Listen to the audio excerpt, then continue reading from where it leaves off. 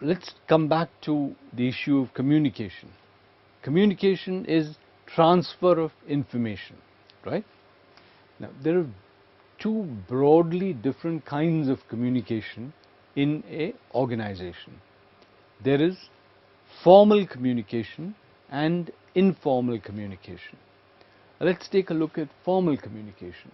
Now, formal communication could be top-down, which is in the form of instructions, or in the form of delegation, where the boss tells the subordinate that get this job done, and if you need any help on this, you can refer to this particular person, right? He delegates the job to a subordinate. So that's top-down formal communication.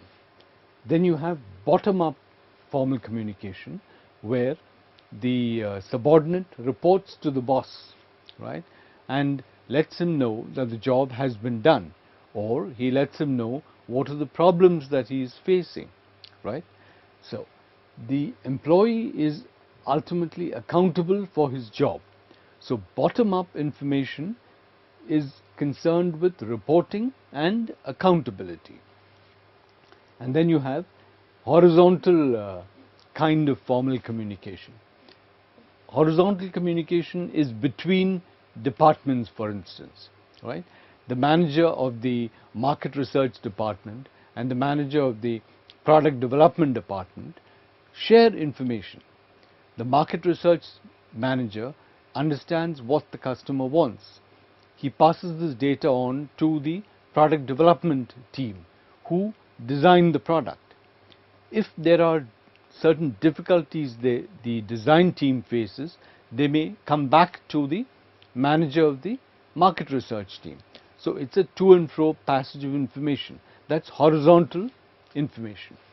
So these are three kinds of formal communication. We talked about manager of the market research department, that's manager A, and the manager of the product development department, which is manager B. They communicate amongst themselves. Now, let's say that one of the staff 1 in the market research department has an issue with a particular aspect of the product design.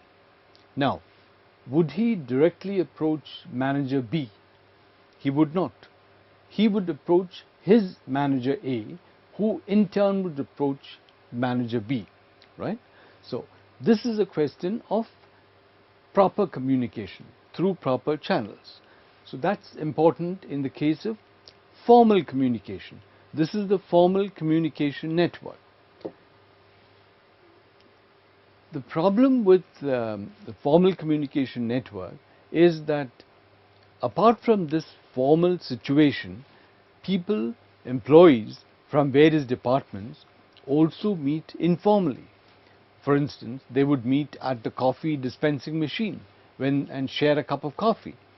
So during that time, they are talking, and this is grapevine. This is what is called the grapevine system of transfer of information. What happens here is that rumors, incomplete information, speculation, these kinds of things take place through the grapevine network. It's much better for the company to formalize networking, right? So this is a paradox of sorts. We are talking about formalizing informal communication through creating networks. You permit employees of different levels in belonging to different departments to get together in networks in different occasions and share information. What happens here is that this is a kind of an official grapevine that is being established. Here, because the practice is a officially recognized and encouraged practice, it would lead to less rumors, right? Less speculation. Everything that happens in networking would tend to be based on more authoritative, more concrete information. We've looked at different kinds of communication, formal and informal. Now, this would be downward, that's one kind of communication, and upward, which is another kind of communication, as we saw earlier, and horizontal. Now, downward communication is part of the management function, right? And what are the kinds of downward communication? There's the organization manual, for instance, right? Then there is oral communication, where the boss talks to his subordinate or talks to a group of subordinates. And then there is written communication, where memos are sent across from a boss to his subordinate. What is the purpose of downward communication? One, it's definitely to give instructions.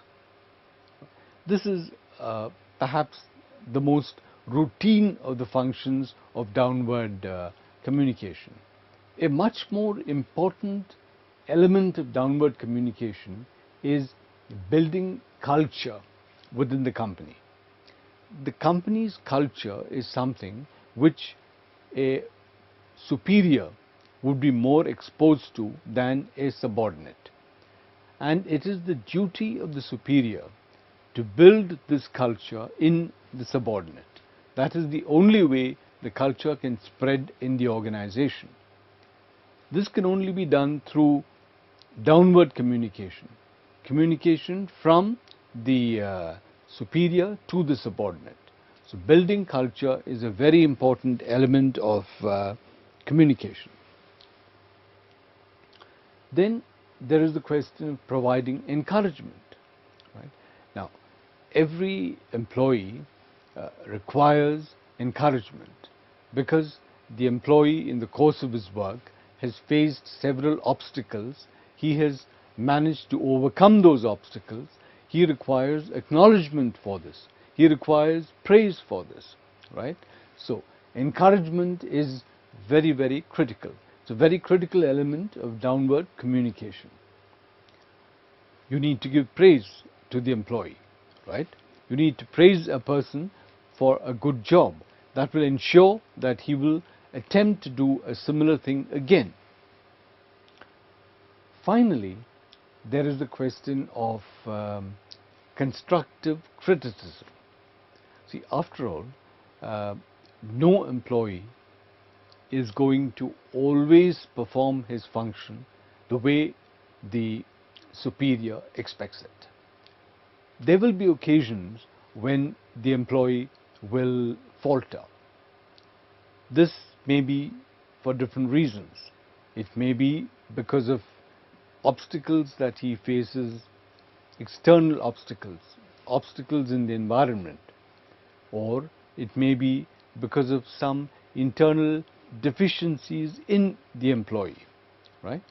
Now, this can only be handled through the process of constructive criticism, right? Constructive criticism is very different from calling names, right? Now, calling names will ultimately demotivate the employee. On the other hand, constructive criticism, where the superior asks the employee, why, what happened, what was the problem, let us see how we can solve that problem in the future, that is the kind of approach that is required in this case of feedback and constructive criticism.